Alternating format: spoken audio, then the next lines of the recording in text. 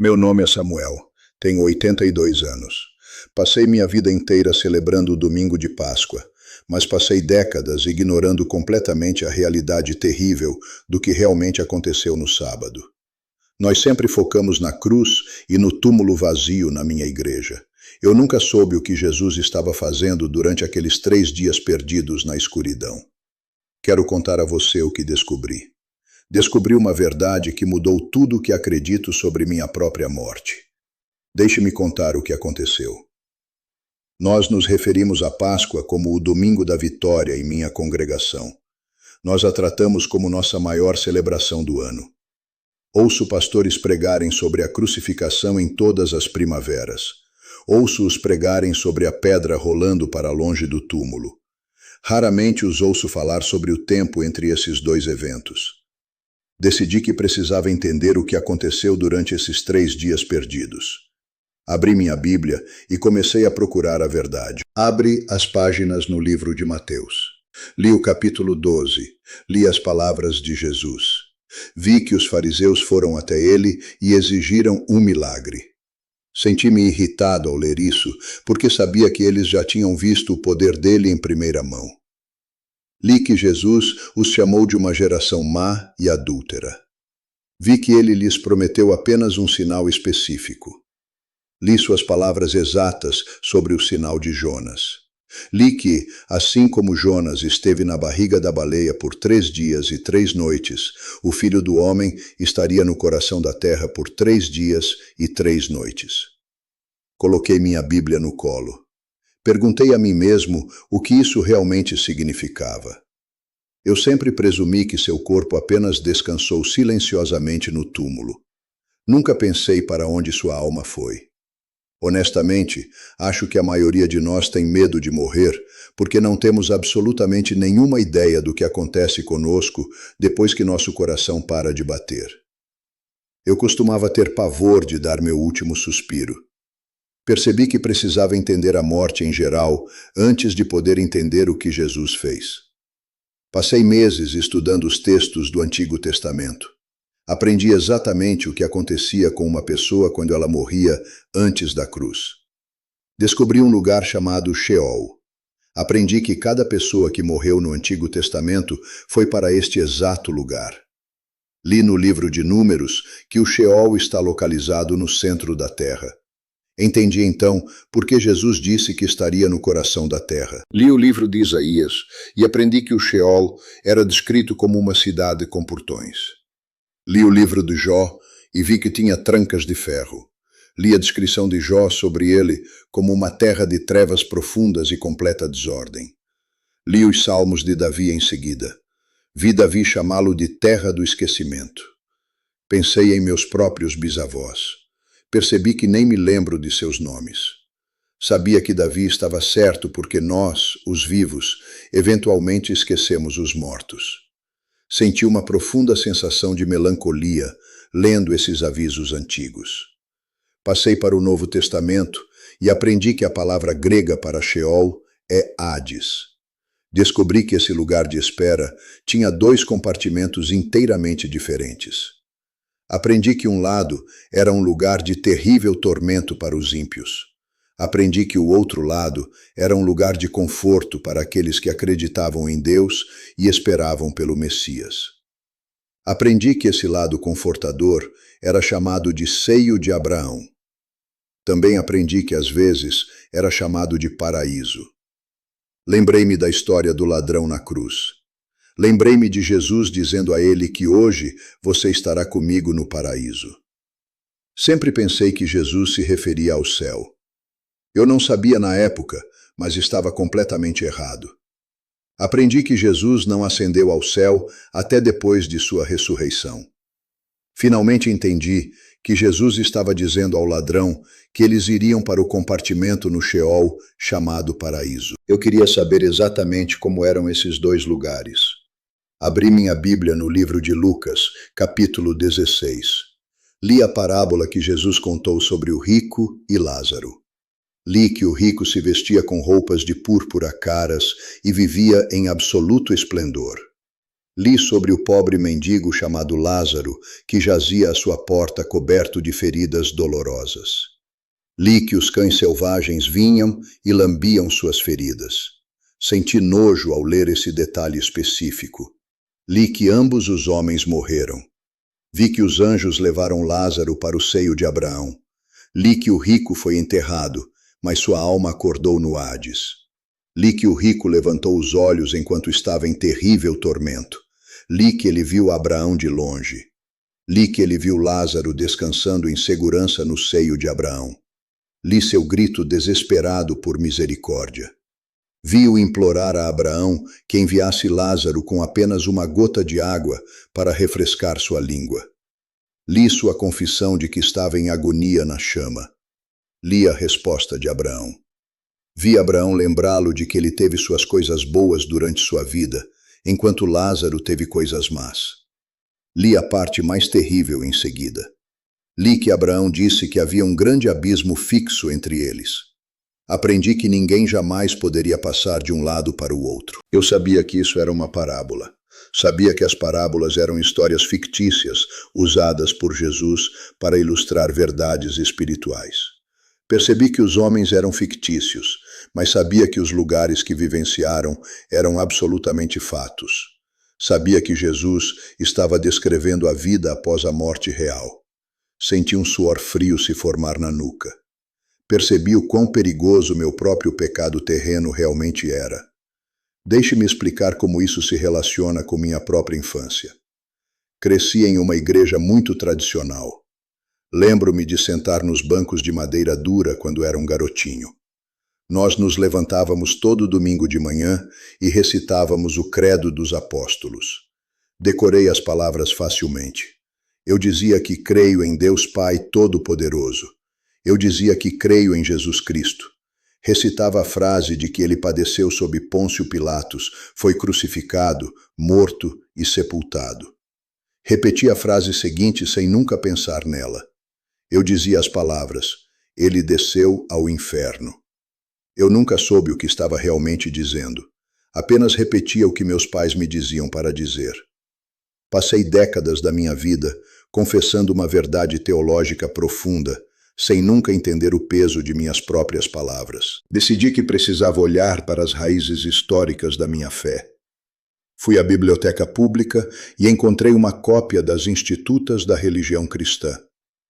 Vi que foram escritas pelo grande reformador João Calvino. Virei as páginas pesadas até a página 331.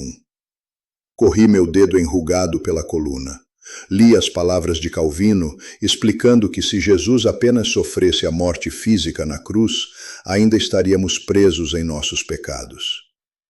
Li que Jesus teve que sentir plenamente o peso da vingança divina. Aprendi que ele teve que enfrentar de perto os poderes sombrios do inferno. Li que Jesus suportou a morte exata que é infligida aos ímpios por um Deus irado. Fechei o livro pesado lentamente. Senti lágrimas brotarem nos meus olhos. Percebi que meu pecado exigia uma penalidade espiritual. E vi que Jesus a pagou por mim no lugar mais sombrio imaginável. Li minha Bíblia novamente para encontrar provas bíblicas dessa descida. Abri o livro de Salmos. Li o capítulo 16, versículo 10. Li a profecia messiânica, onde Davi diz: pois não deixarás a minha alma no Sheol. Procurei a antiga palavra hebraica para abandonar. Aprendi que significava deixar algo onde já estava. Pensei nas chaves do meu carro. Eu sabia que se deixasse minhas chaves no carro, significava que elas já estavam dentro do carro. Percebi que se Deus não deixou Jesus no Sheol, significava que Jesus tinha que estar dentro do Sheol em primeiro lugar. Vi a prova absoluta bem ali na página. Direi minhas páginas para o livro de Efésios. Li o capítulo 4. Li as palavras do apóstolo Paulo. Li que quando Jesus subiu às alturas, ele levou cativo o cativeiro. Li o versículo seguinte com muito cuidado. Vi Paulo escrever que antes de subir, ele também desceu primeiro às partes mais baixas da terra. Eu sabia que as partes mais baixas da terra sempre se referiam ao Sheol. Tracei a linha do tempo em minha própria mente. Vi que Jesus morreu na cruz. Vi sua alma descer às partes mais baixas da terra. Vi ele pagar totalmente minha penalidade. Vi ele terminar seu trabalho agonizante no inferno. E aqui está o que eu não entendia naquela época, mas entendo agora. Eu costumava ouvir as pessoas dizerem que Jesus terminou tudo na cruz porque ele gritou: "Está consumado". Eu achava que isso significava que sua alma não precisava ir ao inferno. Decidi pesquisar o que essas 3 palavras realmente significavam em seu contexto histórico. Li um livro de história antigo de um homem chamado Joséfo. Aprendi sobre as tradições da Páscoa judaica. Li que no ano 65, mais de 256 mil cordeiros foram mortos em Jerusalém. Imaginei a enorme linha de montagem de sacerdotes em minha mente. Imaginei-os cortando gargantas e aparando o sangue em bacias de bronze. Senti-me sobrecarregado pelo volume colossal do sacrifício. Li que o sumo sacerdote tinha uma tarefa muito específica naquele dia. Aprendi que exatamente às 3 horas da tarde, o sumo sacerdote sacrificaria seu cordeiro por toda a nação. Li que ele colocaria as mãos sobre o cordeiro e confessaria publicamente os pecados do povo. Li que depois que o sangue era lançado sobre o altar, o sumo sacerdote daria um passo atrás. Aprendi que ele levantaria os braços e declararia em voz alta: "Está consumado". Eu sabia que isso significava que era o cordeiro da Páscoa final para o dia. Olhei de volta para minha Bíblia aberta. Li o livro de João. Vi que Jesus morreu na cruz exatamente às 3 horas. Li suas palavras finais. Vi-o clamar: "Está consumado". Percebi que ele não estava falando de jeito nenhum sobre a jornada de sua alma. Entendi que ele estava se declarando como o Cordeiro da Páscoa final para o mundo inteiro. Senti uma onda enorme de gratidão me lavar. Sabia que nenhum cordeiro a mais precisaria morrer pelos meus erros. Veja bem, minha teologia era constantemente desafiada quanto mais eu lia. Fiz ao meu pastor uma pergunta muito difícil em um domingo de manhã. Perguntei a ele se Deus está atualmente no inferno. Meu pastor sorriu para mim e disse que sim. Fiquei completamente chocado. Perguntei a ele como isso poderia ser verdade. Meu pastor me explicou a doutrina da onipresença. Aprendi que Deus está em todos os lugares o tempo todo. Abri minha Bíblia no Salmo 139. Li as palavras de Davi. Li que se eu fizer minha cama no Sheol, Deus está lá. Percebi que não podia fugir de sua presença santa. Sabe o que mais me surpreendeu? Li o livro de Apocalipse, capítulo 14. Li sobre as pessoas que eventualmente receberam a marca da besta. Li que eles beberiam o vinho da ira de Deus. Vi que seriam atormentados com fogo e enxofre na presença dos santos anjos e na presença do Cordeiro. Senti um calafrio se instalar em meus ossos. Finalmente entendi que o inferno não é um lugar onde Deus está ausente. Aprendi que o inferno é um lugar onde você encara a pura ira de Deus sem o sangue protetor de Jesus. Eu sabia que precisava desse sangue mais do que precisava de oxigênio em meus pulmões. Lembrei-me do ladrão na cruz. Lembrei-me de Jesus dizendo a ele que estaria com ele no paraíso. Finalmente entendi o quadro completo daquele dia. Percebi que Jesus estava dizendo ao ladrão que seu espírito onipresente o confortaria no seio de Abraão, mesmo enquanto sua alma humana descia ao lugar de tormento para pagar minha penalidade. Maravilhei-me com a complexidade e a beleza do que meu Salvador fez por mim. Voltei ao livro de Efésios. Li sobre Jesus levando cativo o cativeiro. Percebi o que aconteceu no domingo de manhã. Vi que depois que Jesus pagou totalmente minha penalidade espiritual no inferno, Deus ressuscitou seu corpo dos mortos. Li que Jesus não deixou os crentes do Antigo Testamento para trás no Sheol. Aprendi que ele arrombou os portões de ferro do seio de Abraão. Vi-o levar todas aquelas almas cativas que estavam esperando pelo Messias. Imaginei-o liderando-as em um desfile massivo e vitorioso por todo o caminho até o céu. Senti meu velho coração disparar só de pensar nisso. Percebi por que essa doutrina específica importa tanto para mim hoje. Sou um velho, sei que meu corpo está falhando comigo, sei que morrerei em breve. Sinto artrite em minhas mãos e sinto uma fraqueza no meu peito. Penso na minha morte todos os dias. Sei que, porque Jesus foi ao Sheol por mim, eu nunca precisarei ir para lá. Sei que meus pecados foram completamente pagos na íntegra. Sei que, quando eu der meu último suspiro, minha alma não irá para o coração da terra. Sei que minha alma irá direto para o céu para estar na presença imediata do meu Senhor. Também sei o que acontecerá com meu corpo físico. Acredito que ele será enterrado na terra, assim como meus pais foram. Visito seus túmulos com frequência, mas sei que eles não estão realmente lá. Li o livro de 1 Tessalonicenses. Li a promessa do arrebatamento. Acredito que um dia Jesus voltará. Sei que ele trará as almas de meus pais de volta com ele. Acredito que os corpos deles ressuscitarão do túmulo e se reunirão com suas almas. Sei que eles terão corpos ressuscitados e glorificados.